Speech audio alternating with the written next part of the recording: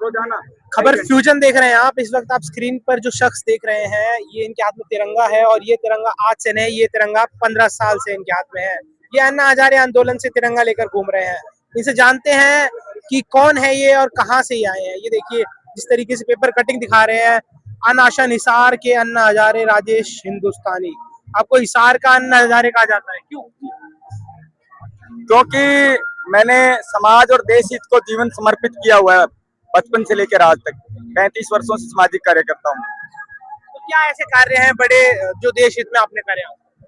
हरियाणा में हिसार में गंदे पानी की नहर आती थी, जिसको मरे हुए जीव तक आते थे, टॉयलेट उसमें आती थी, हर तरह की गंदगी, और वो टैंक में आकर के डिग्गी में आके शहर को सप्लाई होता था। 8 किलोमीटर नहर थी, बड़ी नहर से रजवाया आता था पानी लाने के लिए। उस तरह के नाले हरियाणा में हर जगह थे, लेकिन मैंने हिसार में पता लगा तो मैं धूप में ही बैठ गया था। कई साल अनशन धरने प्रदर्शन किए, टेंट बैनर का खर्चा मेरा, पब्लिक में भी कई लोगों को भड़काकर वो भी मुझे मारने आए। और सरकार ने कहा नहीं होगा। दुष्यंत चौटाला जी जब एमपी थे मेरे धरने पर आए कि बात करेंगे सीएम साहब से, फिर मुझे बोले कि वो मना करके नहीं होगा। मैं कहा जी मैं तो कराऊंगा। बोले पागल मत बनो, ये नहीं होगा। आपको नुकसान हो सकता है आपके जीवन को, आपका जीवन देश के लिए कीमती है। तो मैंने कहा मैं करवाऊंगा और मैं करवा कर मानना। कई साल अनशन धरने करके 55 साल में महावीर कॉलोनी जल घर की सफाई पहली बार हुई, जो टैंक आधे से ऊपर रात से भर चुका था। और पानी में बैठ गया मैं, मौत का आह्वान करते हुए। मैंने कहा पानी में बैठूंगा, तो पानी में बैठ गया। हमने पानी में, टैंक में पानी था और पानी छोड़ दिया गया था कि भरती रहेगी। मेरे पानी यहाँ तक आ गया था ठंड में, और उसमें दलदल भी थी, मैं नीचे जा सकता था। और हाई वोल्टेज में मैंने स्टिंग ऑपरेशन किया था, जहाँ मछली और कंक्रीट और ये मेंढक मरे हुए, वो पानी सप्लाई होता था। मतलब और उसके बाद मैंने कटते हुए पेड़ बचाए, आरे के आगे खड़े होकर, मशीन के आगे खड़े हो, जेसीबी मशीन के आगे मैं बैठ गया कि कंक्रीट की अच्छी सड़कों को तोड़कर मलबा मत बेचे। और वो दूसरी, ये बताइए, आप तिरंगा लेकर घूमते हैं हाथ में जिस तरीके से दिख रहा है, तो लोग कहते नहीं है कुछ आपके पीछे पीठ पीछे बात होती हो कि ये आदमी तिरंगा लेकर इस तरीके से डेली घूमता है? ऐसा कहना नहीं, लोगों ने मुझे मुंह पर कहा और पीठ पीछे कहा पागल है, मेंटल है, भिखारी है। मैं जा रहा हूँ तो बोले भीख यहाँ नहीं, बाहर कहीं मांगना, मैं तिरंगा है। बोले हाँ बाहर मांगिए, तेरे वर्गे घने फिरे भीख मांगते। मैंने कहा मैंने तो कुछ कहा ही नहीं, मैं बोला ही नहीं पहले ही भीख। ये कैसे, माइंड योर लैंग्वेज। मैं कहा मैं बावड़ा नहीं हूँ, पागल नहीं हूँ, लेकिन तुम्हारे दिमाग का फतूर उतारने आया हूँ। आपने कई आंदोलन देखे हैं, क्या फर्क लगा? कांग्रेस जनता पार्टी का आंदोलन आप देख रहे हैं, अन्ना हजारे आंदोलन आपने देखा, तो क्या फर्क है?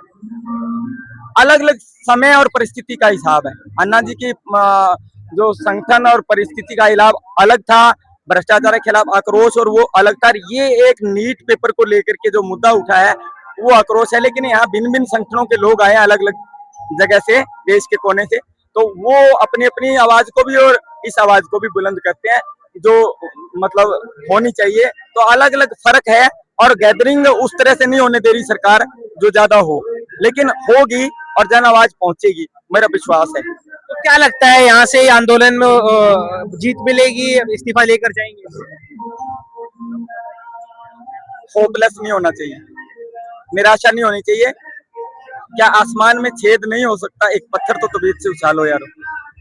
कोशिश करने वाले की कभी हार नहीं होती। कोशिश ही नहीं करेंगे तो फिर तो वो करेंगे जो करना है।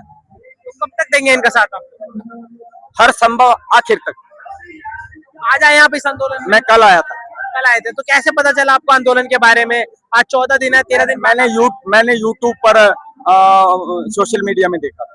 अच्छा, तब जाके आपको पता लगा इस बारे में। तो यहाँ से युवाओं को और छात्रों को क्या कहना चाहेंगे? मैं ये कहना चाहूंगा, सिर्फ अपने तक सीमित ना रहें। सिर्फ भगत सिंह का नाम लेने से, गांधी ने कुछ नहीं किया, भगत सिंह ने करा तो मैं तो भगत सिंह ना मानूं, इस तरह से कुछ नहीं होगा। उनकी विचारधारा को अपनाइए, दोनों की साथ में लेकर चले, साथ में लेकर उस विचारधारा को पे मनन कीजिए भी। उन्होंने देश के लिए आपको कैसे देश के लिए छोड़ा, ये तिरंगा दिया, संविधान दिया, धरोहर दी देश की, ब्रिटिश फ्लैग हटा करके अंग्रेजों को निकाला, काले अंग्रेज बिठाने के लिए नहीं। बदल जाए चेहरे, भगत सिंह ने यही तो कहा था। चेहरा बदलने से नहीं होगा, व्यवस्था बदलनी होगी। व्यवस्था तो बदली नहीं, और अब तो बिगड़ैल हो गई, और बिगड़ैल से ज्यादा बिगड़ैल हो गई, तो उसको सुधारना जरूरी है। लेकिन जनता जनार्दन होती है। मैं मोदी साहब से अपील और आग्रह दोनों ही करता हूँ, चेतावनी देता हूँ कि आप मनन करें, सुधार लें अपने आप को, अपनी पार्टी को, अपने मंत्रियों को, अन्यथा जनता सुधार देगी। तो सरकार तो सुन नहीं रही है यहाँ से, सरकार को कुछ लास्ट अपील? सरकार पावरफुल है, मनमानी कर रही है, जो देश के लोकतंत्र के लिए बेहद दुर्भाग्यपूर्ण है। बेहद दुर्भाग्यपूर्ण है जो सरकार कर रही है।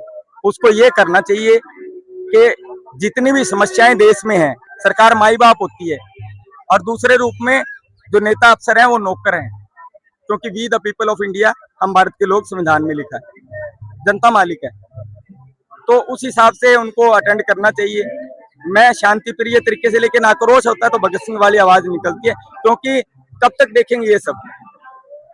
क्या ऐसे देश के लिए कुर्बानी दी थी? उन शहीदों ने कुर्बानी दी थी, देशभक्तों ने।